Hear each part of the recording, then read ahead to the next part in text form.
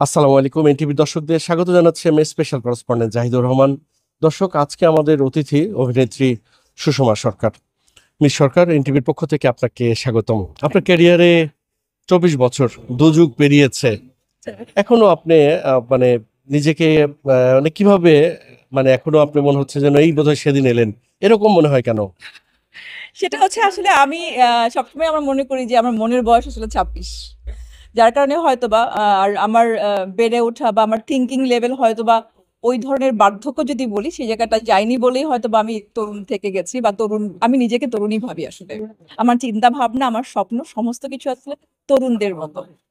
তো এটা তো অনেকেই একটু কৌতূহল নিশ্চয়ই হচ্ছে যে কিভাবে উনি এই 24 বছর ক্যারিয়ারে এসেও এত তরুণ, এইটা রহস্য একটু ওই যে বলবেন? বললাম আমি বিশ্বাস করি আমি আমি 26, ওখানেই আমার বয়সটা ধরে রেখেছি। আমার মনের বয়স এখনো 26, আর সেই কারণেই হয়তো সেই রিফ্লেকশনটা হয়তো বা চেহারাতেও আসে। সুষমা তো এসছে থিয়েটার থেকে, এই যে প্রায় 2 যুগের জার্নিটা, এখন এসে নিজেকে কোন জায়গায় নিজেকে মনে হয়?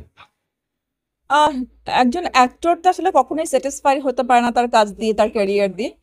সে সবসময় উঠতে চায়, সবসময় তার লক্ষ্যে পৌঁছতে চায়। আমিও আমার লক্ষ্যে পৌঁছতে চাই। সেই লক্ষ্যটা পৌঁছিয়ে ফেললে হয়তোবা সেই জার্নিটা শেষ হয়ে যায়। সো সেই জার্নিটার মধ্যেই আসলে আমি থাকতে চাই যে আমি আসলে লক্ষ্যে পৌঁছতে চাই, ভালো ভালো কাজ করতে চাই, ভালো কন্টেন্টে কাজ করতে চাই। এটাই। একমাত্র ওয়ালটন এসি দিচ্ছে 1 বছরের রিপ্লেসমেন্ট গ্যারান্টি এবং কম্প্রসারের 10 বছরের গ্যারান্টি। অভিনয়ের ট্রেনে কি করে উঠলেন?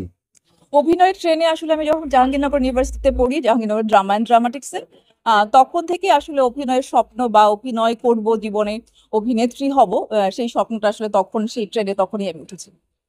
কিন্তু আপনার মতো যারা, মানে যাদেরকে আপনি সতীর্থ হিসেবে পেয়েছেন ওই ক্যাম্পাসে, তারা অনেকেই ধরেন খুব বড় বড় চরিত্রে অভিনয় করেছে, মানে তারকা খ্যাতি নায়িকাই বলা যায়।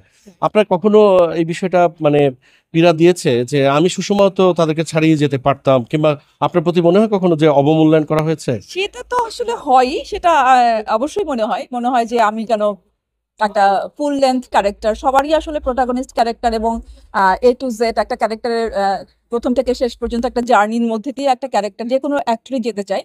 সেখান থেকে আমারও ওইটার জন্য এক ধরনের কি বলবো পীড়া তো অবশ্যই আছে যে আমি আসলে ওরকম ফুল লেন্থ ক্যারেক্টারে কাজ করতে চাই। ডেফিনেটলি সেটা হয়তো বা সামনে করবো। আপনার বেড়ে ওঠা শৈশব কোথায় কেটেছে? আমার বেড়ে ওঠা, আমার যেহেতু বাবা সরকারি চাকরি করতেন, আমার বিভিন্ন শহরে আসলে বিভিন্ন মফস্বল শহরে আসলে আমি বেড়ে উঠেছি। এই যে সরকার বাড়ির মেয়ে যখন প্রথম অভিনয়ে নামলো, তখন পরিবারের সদস্যরা কি বলতো? পরিবারের সদস্যরা তো আসলে আমি যখন ড্রামাটিক্সে ভর্তি হই তখনই আসলে অনেক বেশি সাপোর্ট ছিল, আমি বলবো না।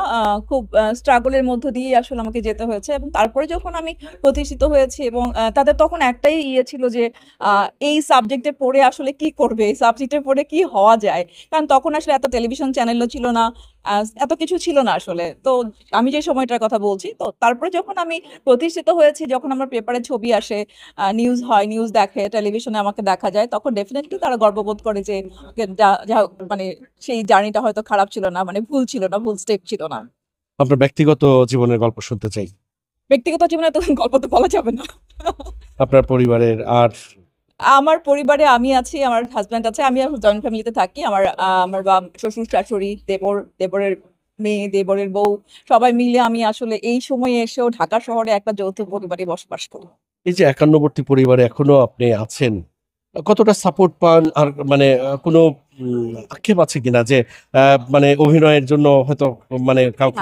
আমার ফ্যামিলি, আমার শ্বশুরবাড়ি বিশেষ করে আমাকে এত সাপোর্ট করেছে এবং সাপোর্ট করেছে বলেই আসলে আমি এখনো র্যান্ডম কাজ করতে পারি এবং আমি মনে করি একান্নবর্তী পরিবার নেগেটিভ দিক থেকে পজিটিভ দিক বেশি। যদি 100-এ বলতে পারতাম বা 100-এ 10% হয়তো বা একটু ঝামেলা থাকে, সেটা সব পরিবারেই থাকে।